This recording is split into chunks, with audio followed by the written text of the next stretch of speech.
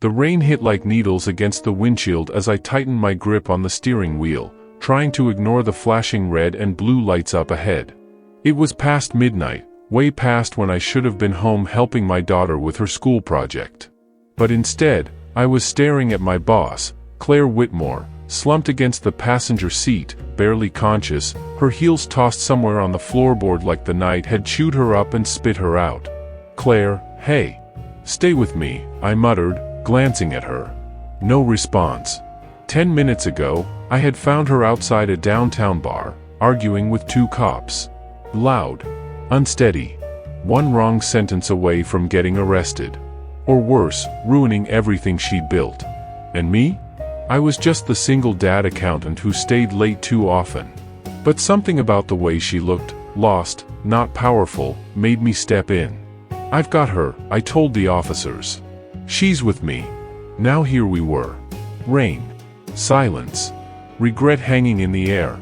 I pulled into her driveway, massive house, dark windows. The kind of place that echoed when you were alone. I killed the engine. "Claire," I said again, softer this time. Her eyes fluttered open just enough to meet mine. And for a second, just 1 second, she looked scared. "I didn't ask you to save me," she whispered. I exhaled slowly. "Yeah, I know. But somehow, I had a feeling this wasn't over. Not even close." Getting Claire inside wasn't easy. She wasn't just physically heavy, it was the emotional weight of the moment that pressed down on me. This woman, my boss, the sharpest mind in the company, the one everyone feared disappointing, now leaned on me like she had nowhere else to go. "Careful," she murmured as we stumbled through the doorway. "Got you," I said instinctively. Her house smelled like expensive perfume and emptiness. Clean. Perfect. Untouched.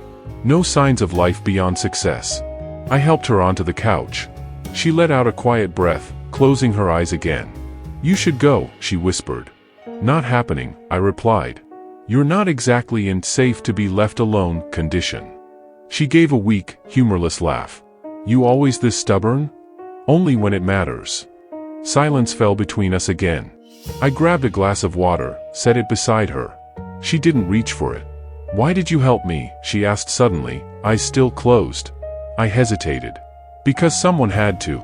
Her lips parted slightly, like she wanted to say something more, but didn't. Hours passed. I didn't leave. I stayed there, watching over someone who never needed anyone, until tonight. Around 3 a.m., she finally fell into a deeper sleep. I stood up quietly, grabbing my jacket. Before leaving, I looked back at her. For the first time since I'd known her, she didn't look like my boss. She just looked human. The next morning felt surreal. I walked into the office expecting one of two things: either she'd pretend nothing happened, or she'd fire me for seeing too much. Instead, I got something worse. "Ethan." "My office." "Now." Her voice was calm. Controlled. Back to the Claire everyone knew.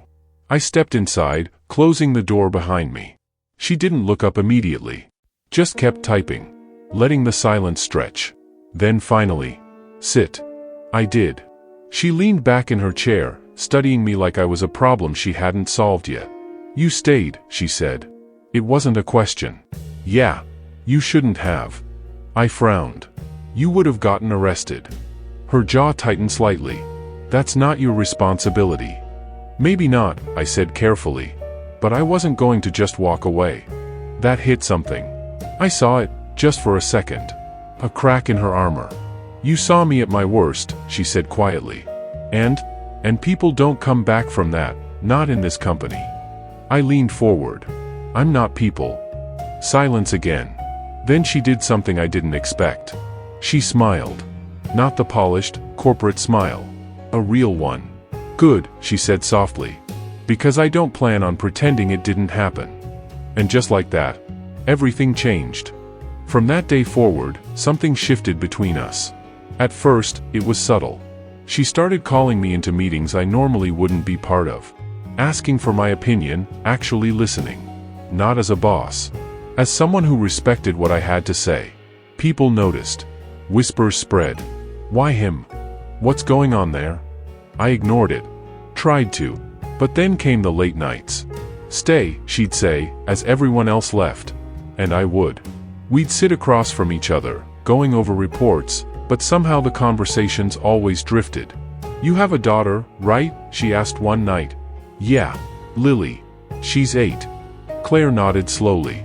"I wouldn't know the first thing about being a parent." "You'd figure it out." She shook her head. "No. I'd mess it up." I smiled slightly. "We all do." She looked at me then, really looked. "You don't seem like someone who messes things up." I let out a quiet laugh. "You'd be surprised." The tension wasn't loud. It was quiet. Growing. Every glance lasted a second too long. Every conversation felt personal. Dangerous. Because somewhere along the line, I stopped seeing her as just my boss. And she stopped treating me like just an employee. And we both knew. That line we were crossing? There was no going back from it. It happened on a night I almost didn't stay. "I should go," I said, checking the time. "Lily's probably still awake." Claire nodded, but something in her expression shifted. "Right. Of course." I paused. "You okay?" She hesitated. That alone was new. Then she said something I didn't expect. "I hate going home." That caught me off guard. "It's too quiet," she added. "Too empty." I leaned against the desk. "You don't strike me as someone who's afraid of being alone." "I'm not," she said quickly. Then softer, "I just don't like it." There was a difference. A big one. I stepped closer. "You don't have to be alone all the time." Her eyes met mine. "Careful," she said quietly. That almost sounded like an invitation. Maybe it was. The air changed instantly. Heavy. Charged. Neither of us moved for a moment. Then she whispered, "This is a bad idea." Yeah, I agreed. But neither of us stepped back. Because the truth was, somewhere between that rainy night and now, this wasn't just about saving her anymore. And it definitely wasn't just about work. It was something deeper. Something neither of us was ready to name. But both of us were already feeling. The rumor hit like a bomb. "HR is looking into you." I froze. "What?" My coworker lowered her voice. "They think you're involved with Claire." My stomach dropped. This wasn't just gossip anymore.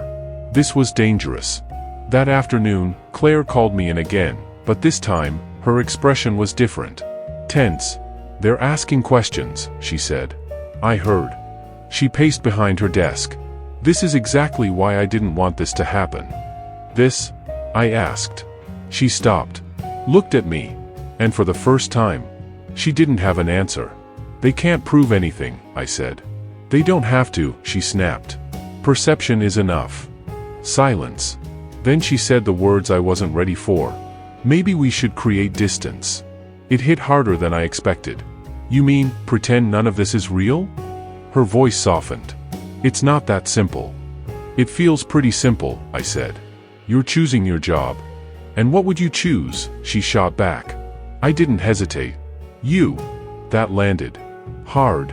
But instead of relief, I saw fear in her eyes. Because this wasn't just about us anymore. This was about everything she could lose. And everything I already had. The investigation moved fast. Too fast. Within days, I was called into HR. Questions. Accusations. Careful wording designed to trap me. "Is there a personal relationship between you and Ms. Whitmore?" No. That part was still technically true. But it didn't feel honest. Because what we had, it wasn't nothing. When I walked out, Claire was waiting. "Are you okay?" she asked. I nodded. "For now." She looked shaken. I didn't think it would escalate like this. "Yeah," I said quietly. "Well, it did." We stood there, in the hallway, surrounded by people pretending not to watch. "This is my fault," she whispered. "No," I said. "It's not." "It is," she insisted. I blurred the lines. I stepped closer. We both did. Her voice broke slightly. "You could lose your job. And you could lose everything." Silence. Then she said it. "I can't let that happen." My chest tightened. "What are you saying?" She swallowed hard. "I'm going to tell them it was one-sided." It felt like the ground disappeared under me. "You're going to make me look like I crossed the line?" "It protects you," she said quickly. "No," I replied. "It protects you." And just like that, the thing we built started to break. I didn't go to work the next day. or the day after that. For the first time in years, I chose something else. I chose my daughter. "Dad, are you okay?" Lily asked, sitting beside me on the couch. I forced a smile. "Yeah. Just tired." She studied me for a moment, too smart for 8 years old. "You look sad." That hit deeper than anything HR could have said. "I just made a mistake," I admitted. She leaned against me. "Then fix it." Simple. Honest. The kind of clarity adults lose. That night, there was a knock on my door. I opened it, and there she was. Claire. No heels. No power suit. No mask. Just her. "I didn't do it," she said immediately. "What?" I didn't tell them it was one-sided. Relief crashed into me, but I stayed still. "Why?" Her eyes filled slightly. "Because it wasn't true." Silence. "I was scared," she admitted. "Of losing everything." "And now?" She stepped closer. "Now I realize. I already had nothing. That broke something in me. Or maybe fixed it. Ethan," she whispered, "I don't want to pretend anymore." And for the first time, neither did I. 3 weeks later, everything changed. Claire stepped down. Voluntarily. The entire company was shocked. Rumors exploded. But the truth? Only a few people knew it. "I built my life around control," she told me one evening, sitting across from me at my kitchen table. And somewhere along the way, I forgot what actually mattered. Lily ran past us, laughing, completely unaware of how much her presence meant in that moment. Claire watched her, a soft smile forming. "You have something real," she said. I shook my head. "We have something real." She looked at me, really looked. "No more hiding?" she asked. "No more pretending," I confirmed. She exhaled, like she'd been holding her breath for years. "Good." There was no dramatic kiss. No grand speech. Just quiet understanding. Peace. Because sometimes, the biggest twist isn't betrayal or loss. It's choosing something different. Something real.